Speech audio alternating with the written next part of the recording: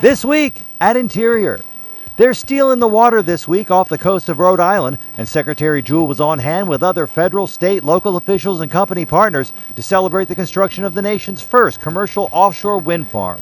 Deepwater Wind is building a 5-turbine, 30-megawatt wind farm in state waters about 3 miles southeast of Block Island. The 589-foot tall turbines will be among the tallest in the world, and once online in 2016, they'll power about 17,000 homes. It's all part of the Obama administration's climate action plan to transition to a low-carbon economy while creating jobs and developing new clean energy sources. Secretary Jewell this week opened the first in a series of planned Bureau of Land Management listening sessions on ways to improve the federal coal program.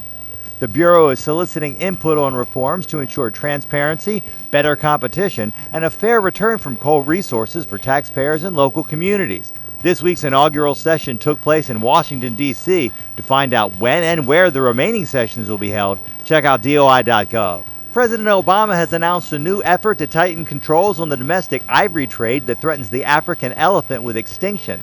The Fish and Wildlife Service is proposing new regulations that would prohibit most interstate commerce in elephant ivory and further restrict commercial exports. The effort comes amidst a growing poaching crisis that on average sees one elephant killed every 15 minutes. The president underlined the effort this week in an address to the African Union in Ethiopia, pledging the United States will stand with African countries as they continue to fight the illegal trafficking that threatens both their precious wildlife and the tourism that helps fuel several national economies on the continent.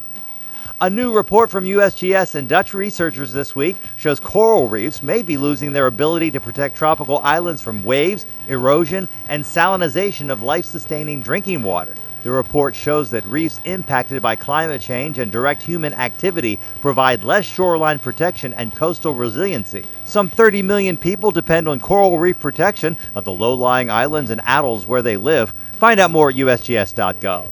And Secretary Jewell joined Mayor Rahm Emanuel to announce the selection of Chicago as one of the first 50 cities to take part in the nationwide movement to inspire young people to play, learn, serve, and work on public lands.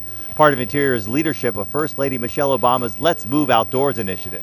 The 50 Cities program looks to create new outdoor recreation opportunities for 10 million young people coast to coast.